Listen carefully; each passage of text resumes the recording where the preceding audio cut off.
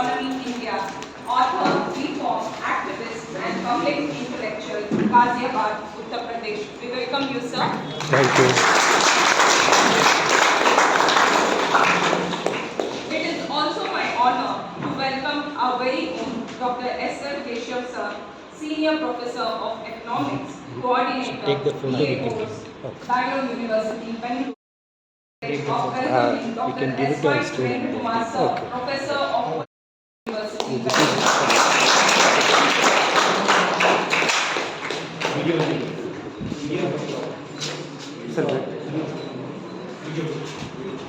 As we are holding this program, 1949, when our constitution was evolved for independent India, and which has marked the history of India and celebrated all over India as Constitution Day, as a mark of respect and reverence towards the chief architect of Indian Constitution, Dr. B.R. Ambedkar, who played a significant role in drafting the Constitution of India. Now I request our dignitaries to kindly offer the flowers to the portrait of Dr. B.R. Ambedkar, who is rightly called as the father of Indian Constitution. And kindly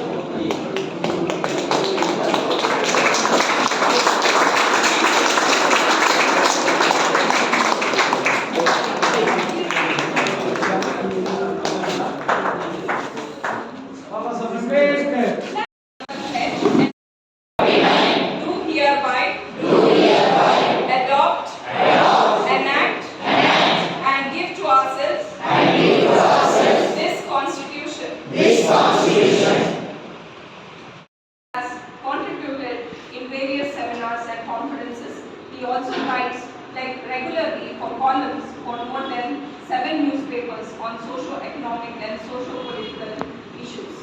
He has hundreds of scripts and talk presentation for AIR, Delhi, mostly on the contemporary economic topics. When it comes to the publication and works of Sir, he has mammoth books on corruption and systematic change titled A Crusade Against Corruption on the Neutral Path, in 2 volumes having 2 editions in 2019 and 2022.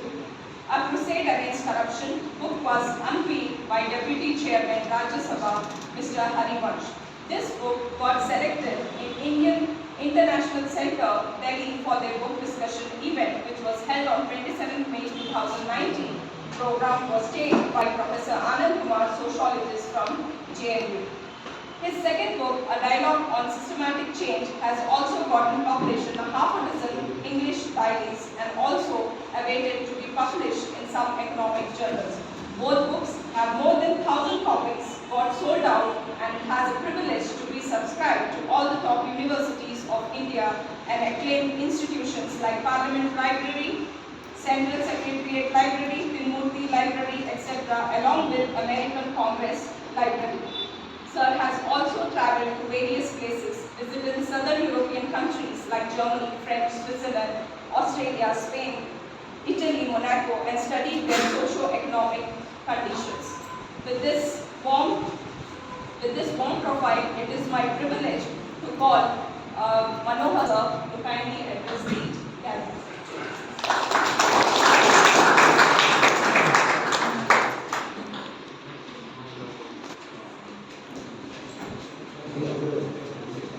Thank you very much, Madam, for describing my profile and all my work. Ladies and gentlemen, I am delighted to be invited here to address with you all august gathering of students and very renowned teachers. I am grateful to Professor Keshwa and also the professor who is the head of Department of Political Science and also the other faculty members. Dear student, what the topic has been decided on this auspicious day, on this solemn day, the Constitution Day of India, this 26th November. I am rather more delighted to deliver my view and opinion before you all people. Since I just came to know you all are students of graduation in this iconic Bangalore University, and I am really feeling privileged to say my own opinion, though yesterday I had also a lecture on my work, corruption, good governance and sustainable reform in Institute of Socio-Economic Change, Bangalore. Dear students, this topic mission developed India by 2047. It has become this is a topic which has become a buzzword in the academia circle, in the several economic departments of the country and also from the political circle. It has become a political issue also. It's well propounded by our Prime Minister Narendra Modi ji, because he has just taken this clarion call for achieving this mission by year 2047, when India will celebrate its 100 years of independence. Then India, he just wants India to be a developed nation of the world, either number 1, number 2 or number 3. Talking about this developed India vision, first of all, I would like to tell that what is the present status of our country, India. You all may be knowing this has become, earlier it was the 5th largest economy of the world. Now it has become the 4th largest economy of the world. It has just surpassed country of Japan and it is just behind Germany. So it is US, China and Germany and then India and then followed by Japan and etc. etc. You all may be knowing we have an economy of around $4 trillion.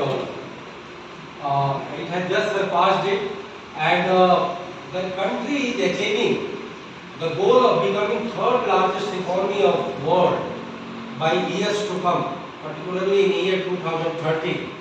Then we have a estimated GDP of around $7 trillion as a target has been fixed about that.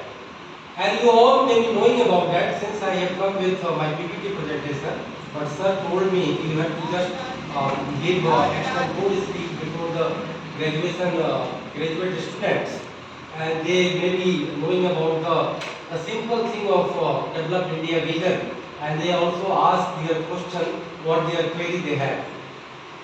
So you all may be knowing that India has become already the highest growing economy of the world.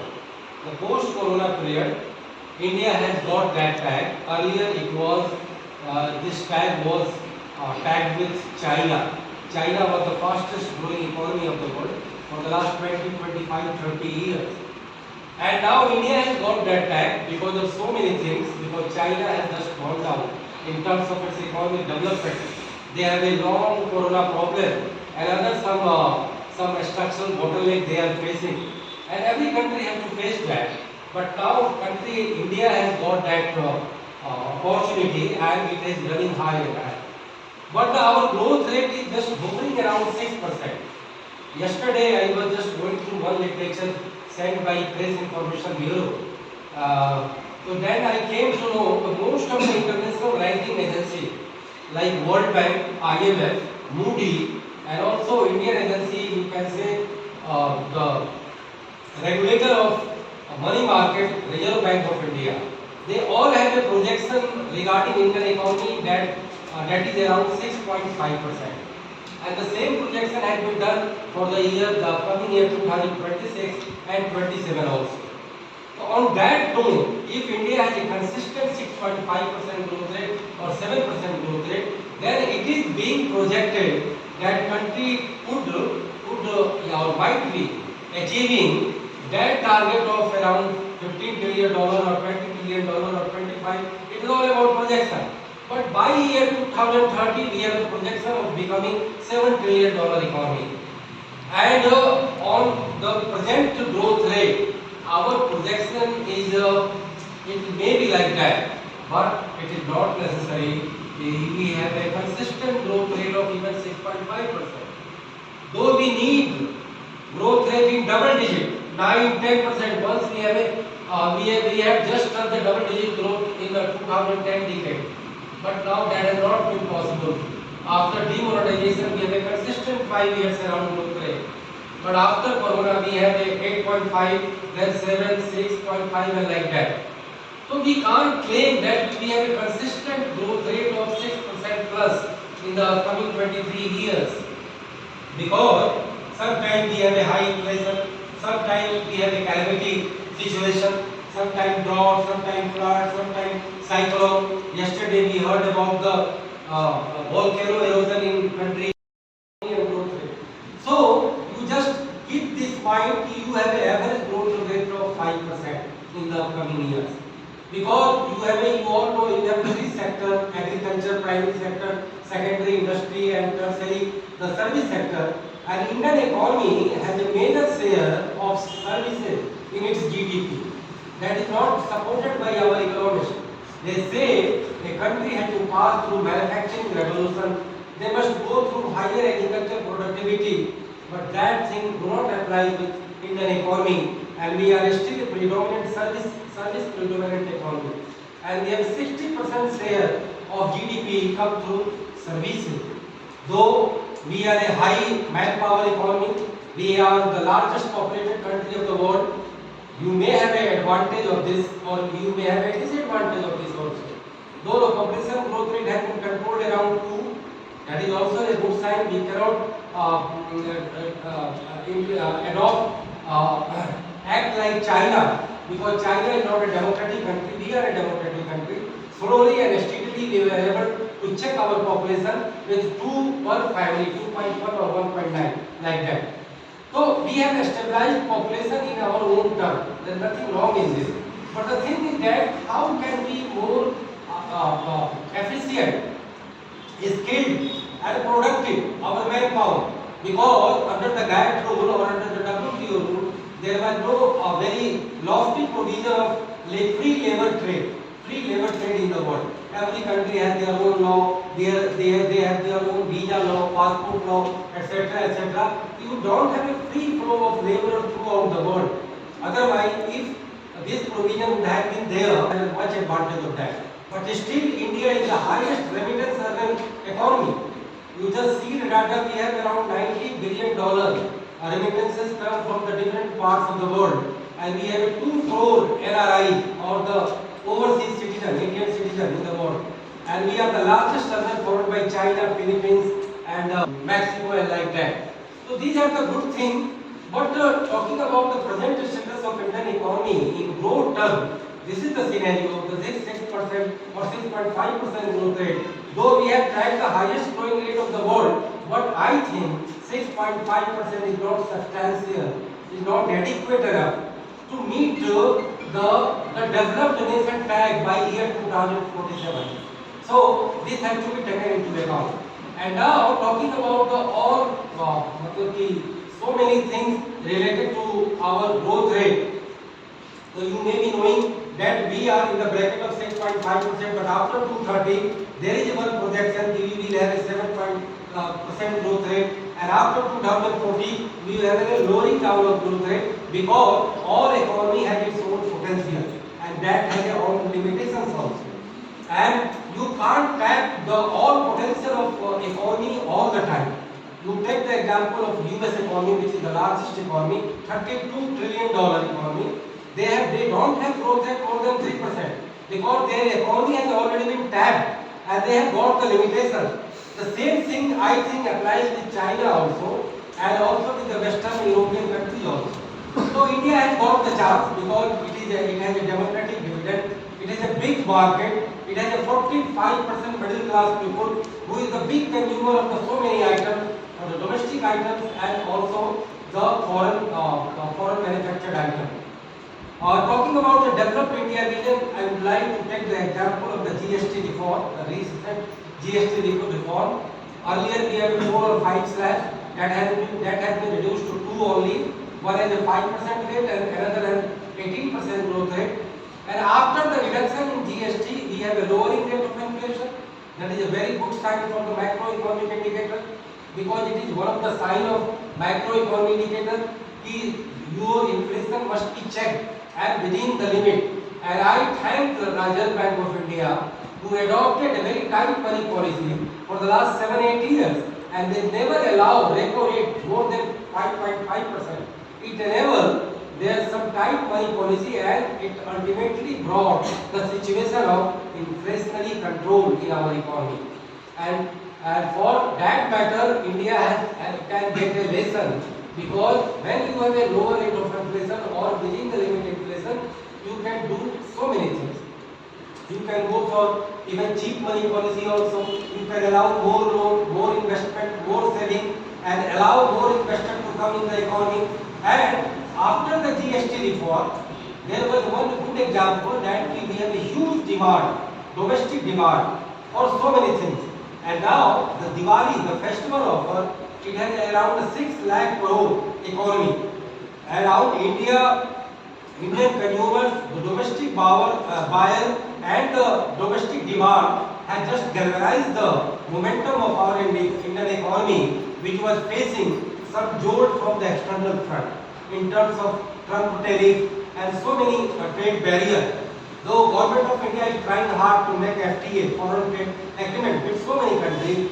They did the FTA with Great Britain, now with New Zealand. They are talking with Germany and other European bloc, and very possible that we have an agreement with the United States of America also. So these are the things which are very key to achieve the goal of developed India vision. So talking about the present status, I can say that agriculture is also doing well, around 3.5% growth rate. Industry is also doing well, around 5% growth rate. And the services sector is growing around 9 to 10% growth rate. So these are things, and also export has performed well. And we have despite a tariff barrier or trade barrier, our export is doing also good. We have a good demand from the European country. So these are the present status of Indian economy, but so many challenges also we have. And what are those challenges? What are those bottlenecks in the economic term? I would like to say that if we do not have a very good governance regime in every strata of society, in every part of system, and in all our setup, I would like to say Indian economy, Indian society, Indian polity, Indian public administration. This is Bangalore airport. I have just reached here and I have to catch morning 7:50 flight for Delhi. So I decided to come here just now. Otherwise in the morning time there will be very rush and it will be difficult to move in the morning cold weather. So I came here and just I am taking the video of the outskirts of the airport. It looks very spacious, clean, and there is less crowd. What we see in Delhi, there is a much crowd in front of airport, people going inside, coming outside, and there is lots of rush, vehicle rush, but this is very spacious and looks very calm, cool and composed.